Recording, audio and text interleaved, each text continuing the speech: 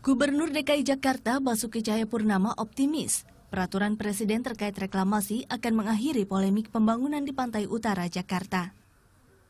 Perpres tersebut nantinya akan mengatur wilayah kerja pelabuhan dan lokasi strategis nasional di Teluk Jakarta. Beliau akan pasti keluarkan perpres untuk menyesuaikan undang-undang yang baru keluar. Karena kan ada kelautan, ada pesisir, macam-macam kan. Jadi beliau akan keluarkan, termasuk soal wilayah kerjanya pelabuhan. Ada wilayah kerja pelabuhan, tentu harus diatur. Sebelumnya dalam rapat terbatas dengan kementerian terkait, Presiden Joko Widodo nyatakan pembangunan pesisir mampu atasi potensi penurunan permukaan tanah di Jakarta. Presiden juga tekankan perlunya ketahanan serta daya dukung pada lingkungan. Harus berpayung hukum dan dilakukan untuk kepentingan warga. Hasil rapat terbatas, pemerintah pusat dan Pemprov DKI Jakarta menyetujui dimulainya pengembangan terpadu pesisir ibu kota negara atau National Capital Integrated Coastal Development. NCICD adalah mega proyek yang salah satunya bertujuan membentengi Jakarta dari banjirop. Wujud pembangunan tunggul raksasa atau Giant Seawall. Rencananya proyek ini akan terintegrasi dengan reklamasi 17 pulau Teluk Jakarta. Seiring moratorium atau penghentian sementara proyek, Kementerian Perencanaan Pembangunan Nasional akan membuat master plan dalam waktu 6 bulan ke depan. Tim Liputan melaporkan untuk NET. Presiden Joko Widodo meminta agar integrasi kawasan Teluk Jakarta sepenuhnya dikendalikan oleh pemerintah pusat.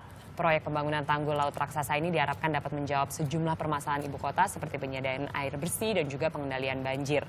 Namun sebenarnya bagaimana dampak proyek reklamasi ini pada lingkungan? Kita akan bahas bersama dengan Ibu Sri Turni Hartati, peneliti utama Balitbang Kementerian Kelautan dan Perikanan. Selamat pagi Ibu. Selamat pagi. Selamat pagi dan juga kita sudah tersambung di telepon bersama dengan Bapak Alan F. Koropitan, ahli oseanografi dari IPB. Selamat pagi Bapak, bisa dengar saya?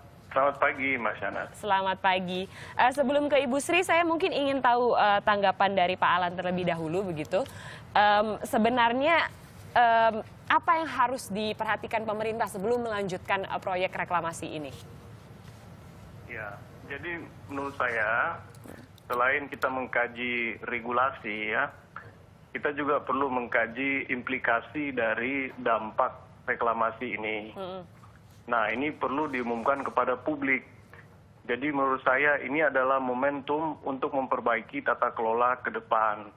Jadi moratorium yang sudah disepakati itu menjadi momentum kita memperbaiki tata kelola ke depan. Kemudian transparansi publik itu termasuk juga bagaimana pelibatan publik atau pelibatan stakeholders dalam hal ini. Jadi saya sangat senang sekali dengan siaran pers setelah rapat terbatas di Istana 2 hari lalu, yang di akhirnya itu mengatakan bahwa pembangunan pesisir yang terintegrasi.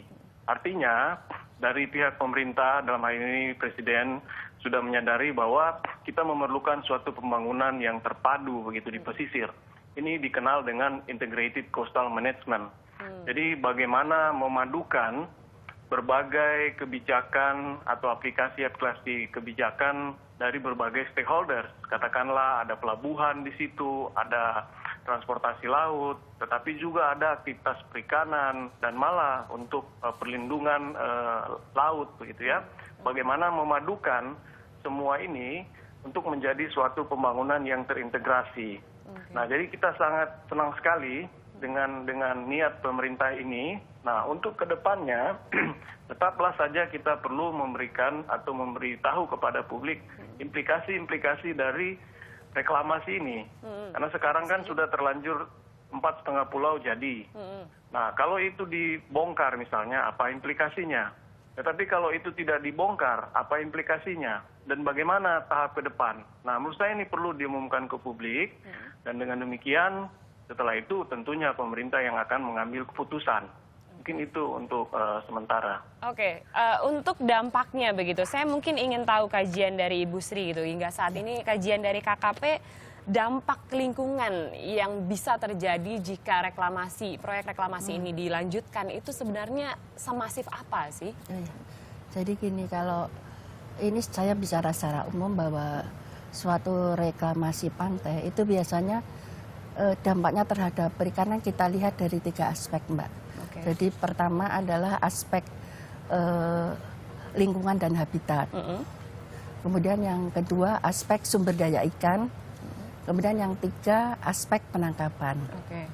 Jadi kita tahu bahwa perairan pantai adalah kompleks ekosistem. Jadi di situ ada ekosistem mangrove, ada lamon, ada terumbu karang dan perairan estuarin sendiri untuk di Teluk Jakarta. Keempat ekosistem ini mempunyai nilai ekonomi baik secara ekologi maupun untuk peruntukan ke masyarakat. Jadi kalau secara ekologi keempat ekosistem ini mempunyai kondisi nutrien yang cukup tinggi. Sehingga biasanya keempat ekosistem ini merupakan daerah spawning ground, nursery ground yang merupakan habitat yang disediakan untuk ikan rekrut.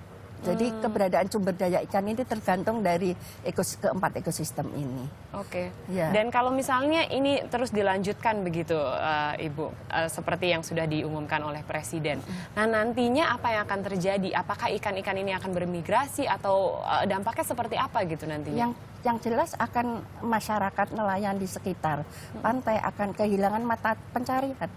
Karena pasti kalau kita lihat sisi penangkapan, pasti daerah penangkapan akan tergusur dari daerah reklamasi. Itu kompensasinya harus cukup tinggi itu untuk itu. Dan memang juga banyak nelayan yang hingga saat ini juga takut terkena dampaknya gitu. Tapi dari apa pemaparan yang dikatakan oleh Ibu Sri, berarti memang mereka yang paling akan merasakan nantinya. Karena di Teluk Jakarta ini ada 10 unit alat tangkap dari 15 jenis alat tangkap yang ada. Jadi begitu padatnya dengan aktivitas penangkapan nelayan di Teluk Jakarta. Walaupun sebenarnya kondisi sumber dayanya juga sudah mulai, populasinya sudah mulai menurun. Tapi itulah mata pencarian nelayan hanya mampu di situ. Nah, saya akan kembali ke Pak Alan gitu. Pak Alan, kalau misalnya melihat dari NCICD ini atau National Capital Integrated Coastal Development ini, kan memang ada 3 proyek besar gitu, reklamasinya, Giant Seawall dan juga pembangunan pulau begitu. Nah, kalau tadi apa yang dikatakan oleh Ibu Sri akan berdampak pada ikan-ikan yang ada di Teluk Jakarta. Nah, mungkinkah dengan proyek yang nantinya terintegrasi dan juga ada kesinambungan di sana dapat merecover gitu ikan-ikan yang memang sebenarnya menjadi potensi di Teluk Jakarta? Ya, jadi kalau kita berbicara Teluk Jakarta, memang kita tidak bisa memungkiri bahwa Teluk Jakarta itu sudah tercemar karena implikasi dari pembangunan sejak tahun katakanlah 1969. Itu terjadi perubahan lahan besar-besaran, kemudian pencemaran mulai dari sedimen, kemudian organik, dan juga logam berat. Namun demikian, reklamasi 17 pulau itu bukanlah jawaban. Karena dengan adanya reklamasi 17 pulau, kajian yang dilakukan pada tahun 2011 oleh Kementerian Lingkungan Hidup sendiri, dengan bantuan dari konsultan dari Denmark, itu menyebutkan bahwa keberadaan perubahan bentang alam 17 pulau ya, yang tadinya tidak ada pulau menjadi ada pulau, itu akan memperlambat kecepatan arus. Nah, kecepatan arus ini ketika dia mengalami perlambatan, maka kemampuan dia untuk mentransportasikan material, baik itu sedimen, organik, logam berat, itu akan semakin lama. Itu kita sebut dengan waktu cuci atau flushing time. Jadi kalau waktu cuci semakin lama, implikasinya adalah material-material ini akan cenderung tertinggal atau sulit untuk dia berpindah. Jadi kalau kita berbicara sedimen, maka tingkat atau laju sedimentasi akan semakin meningkat. Nah, hasil simulasi yang dilakukan 2011 itu bisa mencapai 50 cm per tahun. Artinya dalam 2 tahun itu sudah 1 meter. Jadi kalau kedalaman di sekitar situ katakanlah 3 meter, 4 meter, dia akan berkurang 1 meter. Berarti kalau terjadi sedimentasi yang tinggi itu akan menyumbat aliran air sungai dari hulu ke hilir. Nah, implikasinya adalah banjir. Nah, yang kedua adalah organik. Organik ini kita tahu bahwa dari tahun ke tahun sering kita dengar ikan mati. Itu karena proses dekomposisi sehingga oksigen drop di kolom air tersebut, sehingga ikan mati atau pingsan. Nah, ke depan dengan adanya reklamasi 17 pulau, itu akan berdampak dengan semakin banyaknya dampak organik ini, sehingga akan semakin memperparah. Demikian juga dengan logam berat. Ini juga akan semakin banyak yang terakumulasi di sedimen yang ada di sekitar situ. Jadi dengan implikasi pembangunan yang sudah sekian lama di DKI Jakarta, menurut saya itu perlu dilakukan rehabilitasi, bukan reklamasi. Yang kita bayangkan adalah rehabilitasi itu kita melihat Teluk Jakarta kita menjadi bersih, masyarakat bisa akses dengan bebas, kemudian akan tumbuh ekonomi baru di situ. Karena rehabilitasi itu pun mandat dari Undang-Undang 27 tahun 2007 tentang pengelolaan wilayah pesisir dan pulau-pulau kecil. Dengan demikian, kalau ini dilakukan, maka ini toh juga merupakan proyek mercusuar. Ini juga akan menjadi kebanggaan nasional. Kalau kita mampu memulihkan suatu Teluk Jakarta yang sudah tercemar, menjadi baik, begitu ya. Nah, apalagi tercemar yang sangat tinggi itu kan di dekat pantai ya, 2 mil dari pantai. Nah, setelah itu memang masih ada aktivitas perikanan. Jadi setuju sekali yang disebutkan oleh Ibu Sri. Data dari tahun 2011 itu ada sekitar 18.000 nelayan. Yang mencari. Nah, mereka itu mau dikemanakan gitu ya. Nah, jadi ini dampak-dampaknya. Jadi implikasi ini menurut saya harus disampaikan ke publik supaya publik mengerti. Jadi bahwa, ini ini adalah jadi pemerintah juga harus mempertanggungjawabkan, mamapukah nantinya merehabilitasi ekosistem di bawah laut ini, begitu ya? Iya, kurang lebih Pak Alan. Iya kan, karena logikanya kita masa membangun terus, tapi tidak ada upaya untuk memulihkan. Karena kan lingkungan itu memiliki daya dukung. Jadi kalau kita bangun terus, ditambah lagi dengan reklamasi, ditambah lagi dengan giant seawall, itu kan semakin memperparah. Malah kajian Balitbang Kelautan Perikanan sendiri yang mengkaji tentang dampak giant seawall, jadi setelah ada reklamasi 17 pulau ditambah lagi dengan giant seawall. Nah itu menyebutkan bahwa itu seperti menjadi comberan di dalam giant seawall itu ya, di sebelah dalamnya. Karena hampir tidak bergerak kemana-mana. Airnya begitu. Limbahnya atau material yang masuk.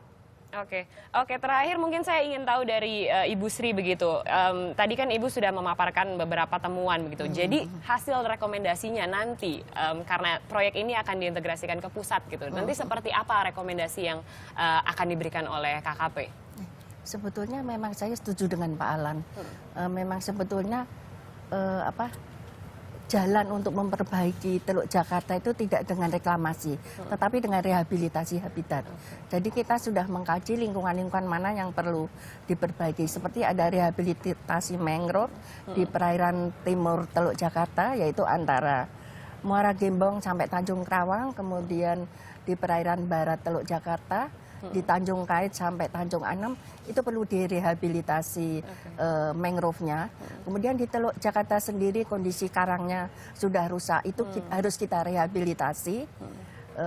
Jadi solusinya tidak dengan reklamasi ya, tetapi dengan memperbaiki kondisi kualitas air perairan Teluk Jakarta. Ini masih banyak kesempatan, karena apa? Karena di timur Teluk Jakarta masih ada wilayah yang merupakan daerah potensial untuk nursery sama spawning ground. Jadi untuk rekrutmen sumber daya ikan di Teluk Jakarta. Jadi kita memang harus menyelamatkan, saya sebagai orang perikanan harus menyelamatkan nelayan yang hidup di sekitar perairan Teluk Jakarta. Dan mencari nafkah di sana begitu ya. Karena dan juga nelayannya tidak harus kita bantu.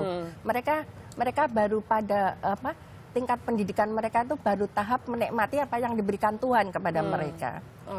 Dan intinya kita harus menjaga juga yang diberikan harus Tuhan dikelola. kepada kita. Jadi Teluk Jakarta harus dikelola dengan baik-baik. Sumber daya ikannya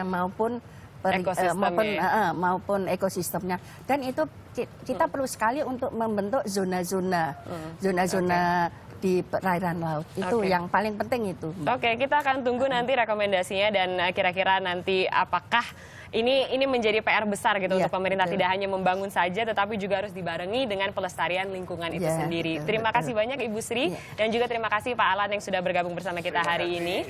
Dan selanjutnya kita masih akan melihat informasi lainnya mengenai olah tempat kejadian perkara 3 korban penembakan oleh orang yang tidak dikenal akan kami hadirkan sesaat lagi.